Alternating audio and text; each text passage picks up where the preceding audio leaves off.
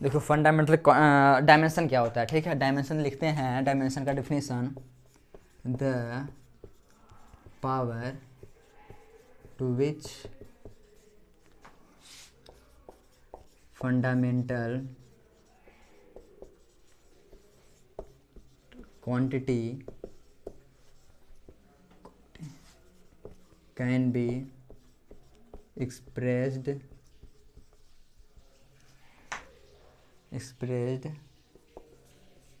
in form of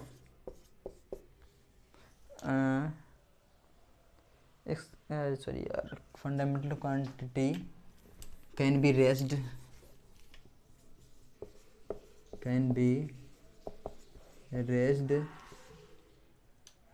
in order to express the given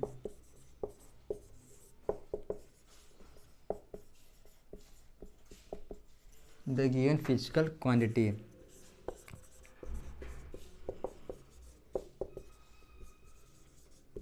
Is called dimension. इसका मतलब कि जितने भी डिराइव्ड क्वांटिटी थे उन्हें फंडामेंटल क्वांटिटी में कन्वर्ट करने के लिए फंडामेंटल क्वांटिटी पे जो जो पावर आएंगे उसे क्या बोलते हैं, उसका डायमेंशन बोलते हैं। अब हम देखेंगे, जैसे हम लिखते हैं फोर्स, ठीक है। देखो फोर्स बराबर कितना होता है, मास इनटू एक्सीलरेशन। अब देखो मास जो होता है वो m होता है, ठीक है। एक्सीलरेशन क्या होता है, एक्सीलरेशन होता है वेलोसिटी, ठीक है, वेलोसिटी अपॉन टाइम। देखो ये फंडामेंटल क्वांटिटी में कन्वर्ट हो गया, ये भी हो गया, लेकिन वेलोसिटी क्या है, अभी डिराइव्ड क्वांटिटी है, ठीक है।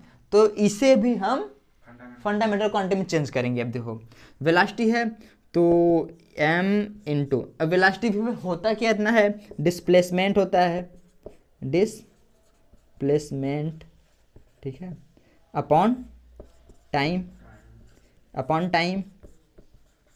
अब देखो सब फंडामेंटल क्वांटिटी है, ठीक है। तो यहाँ से हो जाएगा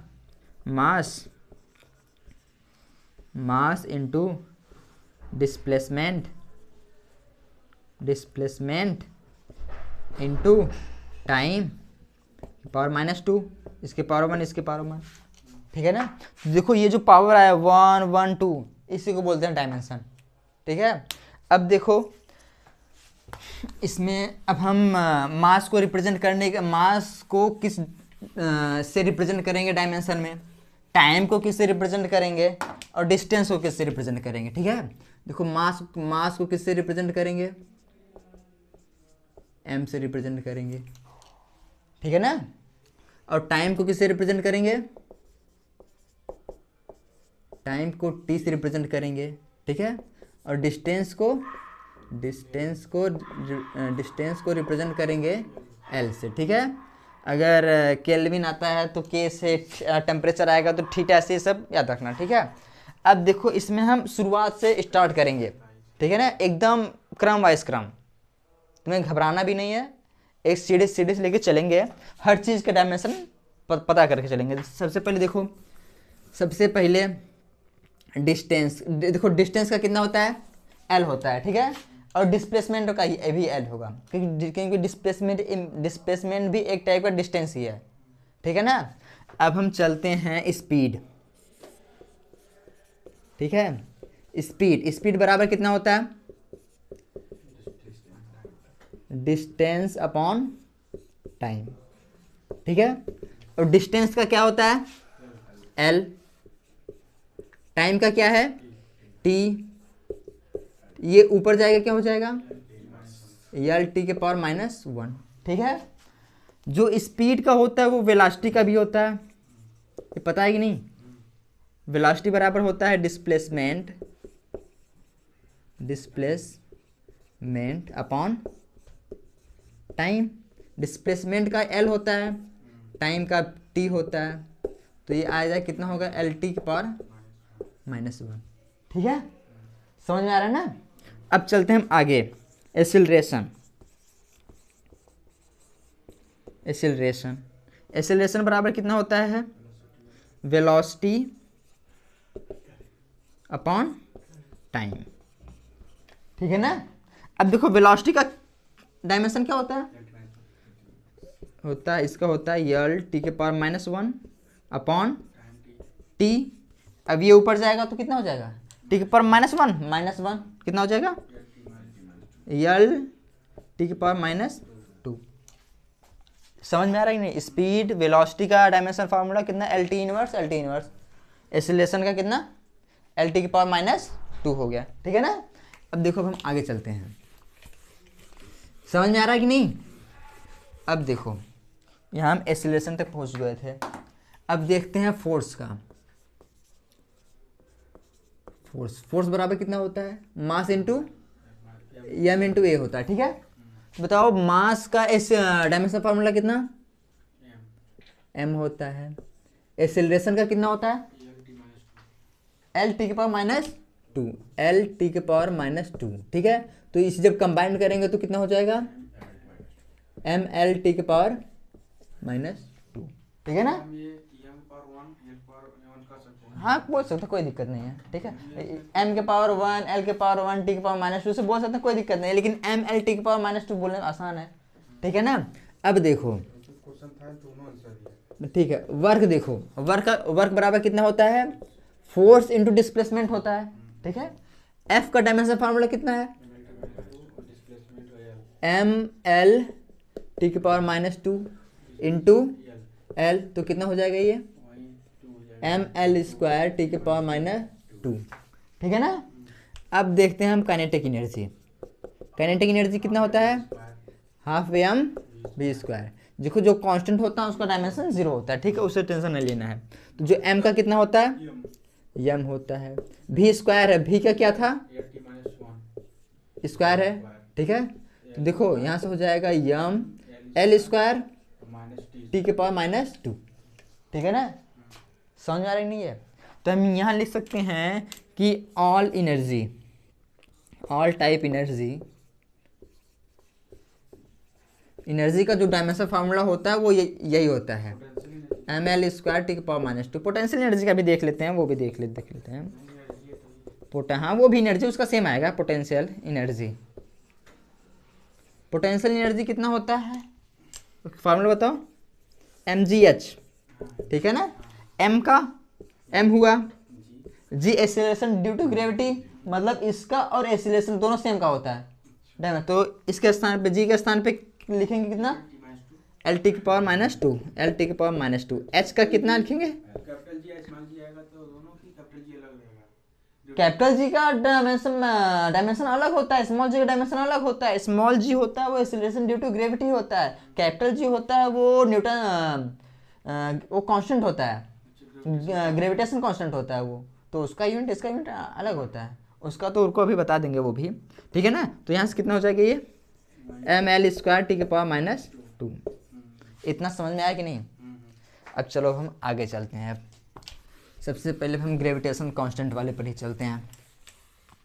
देखो इसमें डायमेंशन वाले में तुम्हें ज़्यादा रट्टा मारने की जरूरत नहीं है, केवल फार्मूला याद होना चाहिए बस, ठीक है ना। देखो देखते हैं ग्रेविटेशन कांस्टेंट वाला देख लेते हैं। F बराबर कितना होता है, जी m1 m2 upon are square, ठीक है ना। अब बताओ F का डायमेंशन फार्मूला कितना होता है, एम एल टी के पावर इज इक्वल टू जी का निकालना है तुम्हें, इसका हो जाएगा यम एम अपॉन एल स्क्वायर लिख देते हैं, ठीक है। तो जी बराबर कितना हो जाएगा, ये हो जाएगा यम एल टी के पावर -2 एल स्क्वायर, इसका इसमें मल्टीप्लाई हो जाएगा, इसका डिवाइड हो जाएगा, तो यहाँ से जाएगा यम के पावर 2 यम इंटू एम के पावर 2, ठीक ना। अब देखो ये ऊपर 1 है, नीचे 2 है, तो ऊपर जाएगा तो नीचे कितना हो जाएगा, एम के पावर -1 यल इंटू एल स्क्वायर कितना हो जाएगा, एल के पावर 3 और टी के पावर -2 यहाँ से है ही, ठीक है।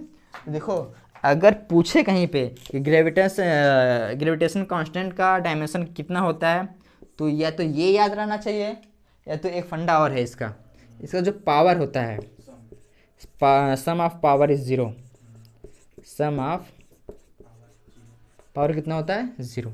देखो -1 + 3 - 2 0 है कि नहीं, और तुम्हें ऑप्शन ऐसा देगा ही, केवल एक में ही 0 होगा बस। ठीक है, तो ये भी तरीका सही है, वो भी तरीका सही है, चाहे जिस तरीके से लगा दो। ठीक है ना। अब हम चलेंगे आगे। और भी बहुत सारे हैं डायमेंशन, बहुत से क्वांटिटी होते हैं जिसका डायमेंशन होता है। ठीक है, लेकिन हमें सबका हम याद नहीं कर सकते। ठीक है, जैसे जैसे आगे आगे चैप्टर में जाएंगे वैसे वैसे हम डायमेंशन पढ़ते चले जाएंगे। अब देखो अब क्या होगा, अब हम पढ़ेंगे कि डायमेंशन का यूज कहाँ कहाँ होता है। ठीक है, जैसे देखिए हम पहला वाला देखते हैं। इसमें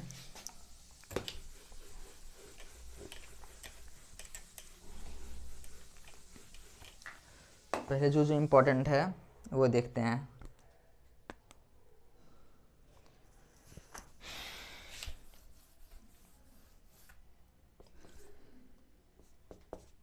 to find the constant to find the dimension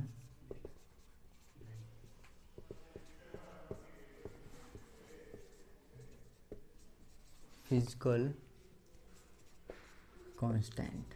जो फिजिकल कांस्टेंट होते हैं उसका डायमेंशन निकालने के लिए भी हम इसका यूज़ कर सकते हैं, डायमेंशन निकाल। ठीक है, और एक क्वांटिटी से दूसरी क्वांटिटी में कन्वर्ट करने के लिए। हाँ हाँ हाँ, वो भी करवा रहे हैं हम। To convert from 1 unit to another unit. इसके पहले हमने बता दिया था। ठीक है, उसमें क्या था, हमने बताया था n1 u1 बराबर n2 u2। ठीक है, इसे इस फॉर्मूले से कन्वर्ट कर सकते हैं, किसी भी एक क्वांटिटी को दूसरे क्वांटिटी में कन्वर्ट कर सकते हैं। अब हम देखते हैं, जैसे 1 जूल को तुम्हें अर्ग में कन्वर्ट करना है। ठीक है, ये छोड़ो, जूल छोड़ो, 1 न्यूटन वाला देखते हैं पहले हम। 1 न्यूटन को किस में कन्वर्ट करना है, डाइन में। ठीक है, तो 1 न्यूटन को हमें किस में कन्वर्ट करना है, डाइन में। तो ये भी तुम्हें फिजिकल यूनिट के फॉर्म में होना चाहिए, फंडामेंटल यूनिट के फॉर्म में होना चाहिए, ये भी फंडामेंटल यूनिट के फॉर्म में होना चाहिए। तो न्यूटन होता किसका मात्रक होता है, फोर्स का। तो फोर्स का मात्रक होता है kilogram metre per second square. ठीक है, डाइन होता है जो फोर्स होता है उसका स्मॉल यूनिट होता है, तो इसका होता है ग्राम सेंटीमीटर पर सेकेंड स्क्वायर। ठीक है, अब देखो n1 1 है। ठीक है, n2 की वैल्यू तुम्हें निकालना है। ठीक है, और u1 ये है, u2 ये है। इतना समझ में आया कि नहीं। आओ हम देखते हैं। देखो n1 u1 बराबर n2 u2, तो यहाँ से इसकी प्लेस रखते हैं 1, यहाँ से रखेंगे kilogram metre per second square is equal to n2 लिख दे रहे हैं, n2 की वैल्यू हमें फाइंड करनी है। ठीक है, और यहाँ लिखते हैं ग्राम सेंटीमीटर पर सेकेंड स्क्वायर। ठीक है, देखो n2 की वैल्यू फाइंड करनी है तो n2 बराबर लिखेंगे 1। ठीक है, सेम यूनिट के नीचे सेम यूनिट लिखो, तो यहाँ से लिखेंगे किलोग्राम। ठीक है, अपॉन, सही है ना, यहाँ से लिखो मीटर अपॉन सेंटीमीटर। यहाँ से हो जाएगा centimetre square, sorry second square upon second square. ये ऊपर जाएगा वो नीचे रहेगा, ये कैंसल आउट हो जाएगा। ठीक है, अब देखो इसे कन्वर्ट करना है 1। अब बताओ 1 किलोग्राम में कितने ग्राम होते हैं, 1000 ग्राम। ठीक है, और ये भी हो गया ग्राम। केवल ऊपर वाले को कन्वर्ट कर रहे हैं, नीचे वाले को नहीं कन्वर्ट कर रहे हैं। अब 1 मीटर में कितना होता है, सेंटीमीटर। ये ग्राम कन्वर्ट कैंसिल हो गया, तो ये कितना 3 और 2 10 की पावर 5। ठीक है। तो N2 की वैल्यू कितना आया 10⁵। तो यहाँ से देखो हम लिख सकते हैं, यहाँ से हम लिख सकते हैं 1 न्यूटन बराबर कितना,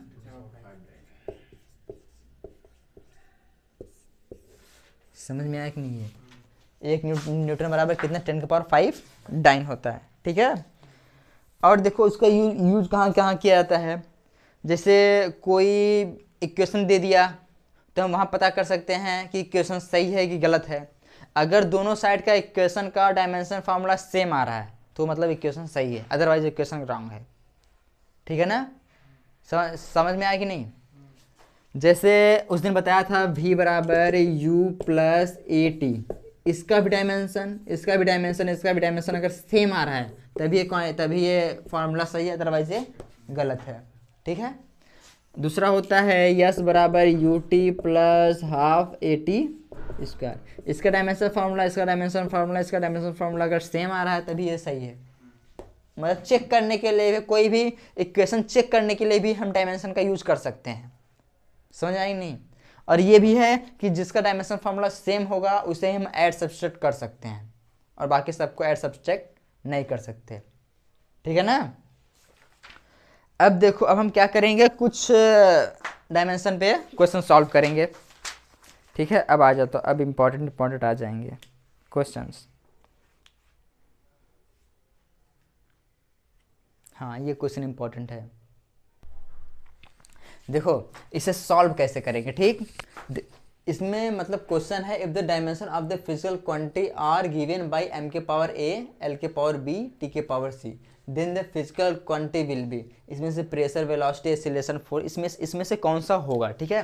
अगर प्रेशर होगा तो इसके लिए a, b, c की वैल्यू इतना है, वेलोसिटी होगा तो उससे यहाँ से a, b, c की वैल्यू इतना है, एक्सीलरेशन है तो a, b, c की वैल्यू इतना है, फोर्स है तो a, b, c की वैल्यू इतना है। तो इस क्वेश्चन में तुम्हें करना क्या पड़ेगा, सबसे पहले प्रेशर की डायमेंशन निकालना पड़ेगा।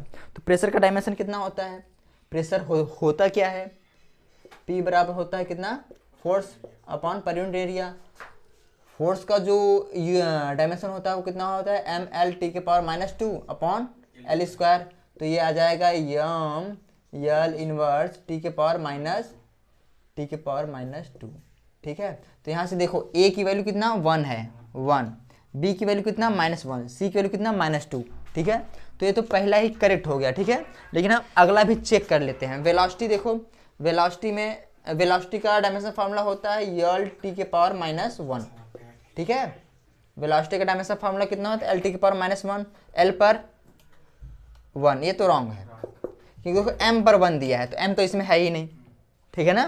अब देखो एक्सीलरेशन का डायमेंशन फार्मूला होता है एल टी के पावर -2, ठीक है। एम पर 1 दिया है, ये भी रॉन्ग हो गया, ठीक। फोर्स का होता है यम यल टी के पावर -1, यम पर 0 दे दिया है और यहाँ पर 1 है, ठीक है। तो ये भी नहीं है, ठीक है। तो पहला ऑप्शन सही था इसमें, टी के पावर -2 है, ठीक है। चल देखो क्वेश्चन है, इफ एनर्जी को ई से रिप्रेजेंट करते हैं अगर हम, वेलोसिटी को v से रिप्रेजेंट करते हैं, टाइम को t से रिप्रेजेंट करते हैं, are chosen as fundamental quantity. अगर इसे हम फंडामेंटल क्वांटिटी मानते हैं तो, वैसे तो होता नहीं लेकिन अगर मानते हैं तो हमें डायमेंशन फार्मूला बताना है सरफेस टेंशन का। सरफेस टेंशन का डायमेंशन फार्मूला क्या होगा, ठीक है। तो देखो अगर ऐसे क्वेश्चन हम लोग करेंगे क्या, तो सबसे पहले करेंगे क्या, जो फंडामेंटल क्वांटिटी है, जो फंडामेंटल क्वांटिटी मानी गई है, सबसे पहले उसको क्या लिखेंगे, डायमेंशन फार्मूला। तो देखो फंडामेंटल क्वांटिटी क्या थी पहले, एनर्जी ना, एनर्जी जो था ई, एनर्जी का डायमेंशन फार्मूला कितना होता है, ml² टी के पावर -2। देखो ये सब तो मैंने बता भी दिया था, ठीक है। अब वेलोसिटी का डायमेंशन फार्मूला कितना होता है, वेलोसिटी का होता है यल टी के पावर -1, ठीक है। और टाइम का तो टी ही होता है, ठीक है। इतना समझ में आएगी नहीं, ये तो हो गया। देखो जो फंडामेंटल क्वांटिटी मानी गई उसकी डायमेंशन फार्मूला लिख लो, पहला काम। और दूसरा काम जो पूछ रहा है उसका भी डायमेंशन फार्मूला लिख लो। पूछ क्या रहा है, सरफेस टेंशन, ठीक है। Surface tension, surface tension, surface tension का होता है एफ बाई एल, ठीक है। तो एफ का डायमेंशन फार्मूला कितना होता है, एम एल टी के पावर -2 होता है, ठीक है ना। और नीचे एल हो जाएगा, एल एल कैंसिल आउट हो जाएगा, तो कितना हो जाएगा एम एल टी के सॉरी एम एल ये 0 हो जाएगा, ठीक है। 0 लिख दे, कोई दिक्कत नहीं है, ठीक है ना। m के पावर 1, l के पावर 0 और t के पावर -2। अब देखो अब क्या करना है, हमें इन तीनों को ऐसा सेट करना है कि ये आ जाए, ठीक है। मैंने क्या बोला, इन तीनों को ऐसा सेट करना है कि ये आ जाए। तो इसे किस टाइप से अरेंज करेंगे, सोचो। देखो यम 1 है तो भैया ऐसा एडजस्ट करो कि यम एक ही रहे, ठीक। और देखते हैं, देखो वैसे तो इसमें एल एम नहीं है, इसमें भी एम नहीं है, तो इससे तो कोई मतलब है नहीं, केवल जो ई है वो यहाँ से आएगा जाएगा। देखो ई लिख दिया मैंने, इसका मतलब ये वाली आ गई है, ठीक है। तो ये वाली आ गई है तो एम, तो मतलब यहाँ से कितना आ गया है, देखो यहाँ से आ गया है यम एल स्क्वायर टी के पावर -2, ये क्वांटिटी आके बैठ चुकी है, ठीक है। अब देखो एल के पावर 0 लाना है हमें, तो ये कितना है, एल स्क्वायर है, तो मतलब एल स्क्वायर यहाँ से हटाना पड़ेगा, ठीक है। यल इसमें है, यल इसमें भी नहीं है, तो अगर एल स्क्वायर हटाना है तो हमें एल स्क्वायर से डिवाइड करना पड़ेगा। तो एल स्क्वायर मतलब इससे इस वाले से डिवाइड करना पड़ेगा, तो जब एल स्क्वायर डिवाइड करेंगे तो टी के पावर -2 आएगा यहाँ पे ना। इसका मतलब कि इसमें अगर हम भी स्क्वायर कर दें, ठीक है, तब ये आएगा ना। वैसे तो भी की वैल्यू एल टी इनवर्स है, लेकिन अगर हम भी स्क्वायर करेंगे तब तो ये एल स्क्वायर टी के पावर -2 आएगा। अब समझ आएगी नहीं। अब देखो टी के पावर -2 है, टी के पावर -2 है, ये तो कैंसिल आउट हो जाएगा, लेकिन हमें चाहिए कितना, टी के पावर -2 चाहिए, ठीक है। तो टी के पावर -2 कब आएगा, मतलब टी के पावर ऊपर -2 है तो नीचे पॉजिटिव रहना चाहिए। तो अगर हम यहाँ पर टी स्क्वायर कर दें तो ये ऊपर जाएगा, हो जाएगा कि नहीं, बोलो।